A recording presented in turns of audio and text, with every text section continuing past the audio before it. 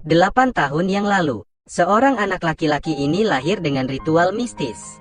8 tahun kemudian di hari ulang tahunnya, ia ditipu oleh pengasuh ke suatu tempat. Langit tiba-tiba meledak dengan guntur.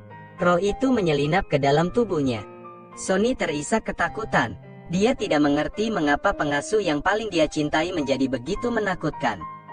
Penyihir itu terus melantunkan mantra, juga melemparkan seikat bubuk merah pada Sonny dan bersiap untuk melakukan ritual.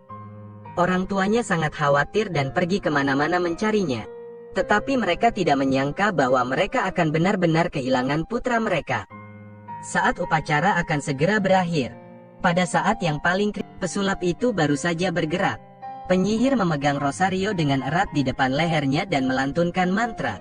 Penyihir itu menggeliat kesakitan, tapi kemudian dia segera menghilang. Melihat ini, pesulap buru-buru mencoba diam-diam ketika dia akan membawa lagi. Kemudian, saya menemukan bahwa ada beberapa penyihir.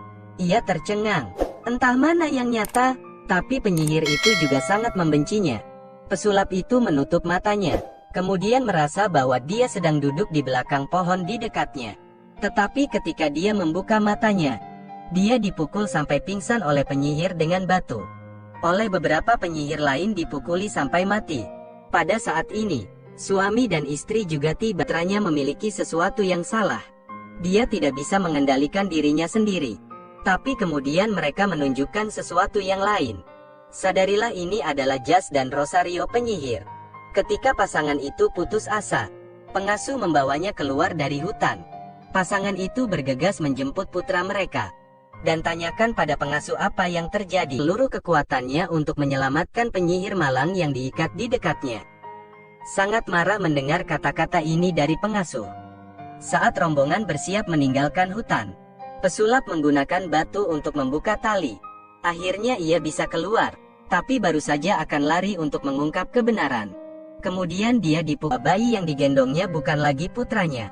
Ternyata ritualnya sudah selesai, dan roh jahat penyihir tua telah sepenuhnya masuk. Tetapi suami dan istri sama sekali tidak menyadari perubahan putranya. Namun warga merinding. Nenek yang sensitif itu segera menyadari ada masalah, dan menuntut nekat memaksa pengasuh menggunakan air suci untuk membersihkannya masuk rumah. Tapi pengasuh itu, ketika ia membawa sang anak ke dalam rumah, burung gagak di luar berteriak tanpa henti. Dan di mana Sonny datang? Rerumputan dan bunga segera layu. Saat ibu dan anak memasuki ruangan, lampu di ruangan itu berkedip-kedip. Pengasuh menjelaskan bahwa aku kesulitan menyelamatkan diriku sendiri. Ia kemudian mengulurkan tangannya untuk menunjukkan luka di tangan. Tapi kata-katanya membuat nenek sangat curiga. Pesulap itu adalah teman kakek lama Sonny. Kakek percaya bahwa ia tidak akan melakukan ini. Pada saat yang sama, Kama membawa Sonny turun. Dia mengatakan Sonny diam sepanjang waktu tanpa mengucapkan sepatah kata pun. Lihat saja penampilan anak itu. Marah. Dia menuntut untuk segera mencari pesulap untuk mempertanggungjawabkan. Ibu menemani Sonny untuk tidur. Tapi Sonny sangat dingin dan acuh tak acuh. Ini sangat menyakitkan. Ketika ia mendengar gagak yang penuh kebencian, segera membuka matanya. Anak laki-laki itu berjalan ke balkon dan menatap burung-burung gagak. Matanya mulai bersinar merah. Ketika Kama terbangun dan menemukan putranya telah berdiri di sana sepanjang malam. Dan sekarang di tanah ada mayat burung gagak. Mata Sonny bersinar dan menatap polisi. Keduanya langsung tertidur. Kemudian Sonny masuk ke kamar rumah sakit. Bunuh saja pria di ranjang ini. Tidak ada yang akan pernah menemukan rahasia jahatnya lagi. Lihatlah ke arah tangki oksigen. Tabung segera berhenti memasok oksigen. Pesulap yang kekurangan oksigen segera bangun dan menggunakan seluruh kekuatannya untuk menendang Sonny samping. Kemudian mencoba untuk bangun. Sonny terus menggunakan tatapannya untuk menurunkan lukisan di dinding. Kemudian mengangkat tangannya. Pesulap itu sepertinya tidak bisa mengendalikan dirinya sendiri. Dia mulai bergerak ke arah dinding. Anakku. Penyihir itu ingin mengatakan bahwa putranya berdiri tepat di belakang, tapi tidak bisa mengeluarkan suara apapun, dan bahkan tidak melihat ke belakang. Penyihir itu menggunakan seluruh kekuatannya dan akhirnya mengarahkan punggungnya dengan jarinya. Tetapi ketika saya berbalik, saya tidak bisa melihat apa-apa. Pikir pesulap sedang bermain trik, dan mulai menyiksa si penyihir tanpa henti. Penyihir itu disiksa oleh ayah dan anak malang itu. Polisi dan dokter menyerbu masuk dan membawa pesulap ke tempat tidur dan memasang tabung oksigen. Jadi dia lolos begitu saja? Dokter menyarankan untuk tetap tenang. Jika memang benar penyihir itu bersalah, tentu akan ada hukumannya. Mendengar itu, dia pergi. Tetapi dia sama sekali tidak menyadari bahwa putranya itu adalah iblis. Sonny sekarang hanya suka makan daging mentah. Melihat ikan yang berenang di tangki, Sonny tidak bisa berhenti menelan. Dia meraih ke dalam akuarium dan meraih ikan. Dan dengan cepat melahap ikan hidup-hidup. Bawa nasi ke kamar putranya. Namun dia berbau amis. Ia membuka mulutnya dan mencium bau yang sangat menyengat. Bau amis membuatnya hampir muntah. Dia buru-buru menelpon suaminya dan berkata dengan panik bahwa ikan di dalam akuarium telah dimakan mentah. Tanpa diduga, dia kembali untuk makan lebih banyak. Dia menggendong putranya ke tempat tidur. Setelah beberapa saat, ia memberitahunya. Bocah itu menangis sambil berjanji beritahu orang tua Anda bahwa Anda tidak akan menyakiti hewan lagi. Tapi ketika nenek tahu tentang makan ikan mentah, nenek adalah seorang vegetarian. Jadi ini tidak bisa diterima olehnya. Tapi setelah marah dengan nenek, dia mengubah sikapnya. Nenek menyembunyikan seluruh keluarga untuk membujuk Sonny pergi ke kuil. Karena sampai sekarang nenek masih merasa najis.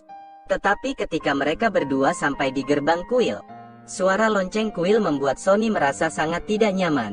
Dia berjuang untuk pulang, tapi nenek meraih tangannya untuk menariknya masuk. Tanpa diduga, Sonny menggigit tangan neneknya dan melarikan diri. Melihat nenek mengejar, Sonny mulai panik. Ia menarik rambutnya. Nenek terluka oleh Sonny, tapi tetap berusaha mengejar cucunya. Namun siapa sangka jika adegan selanjutnya membuatnya tidak berani mempercayai matanya. Sonny di depannya membumbung tinggi seperti burung.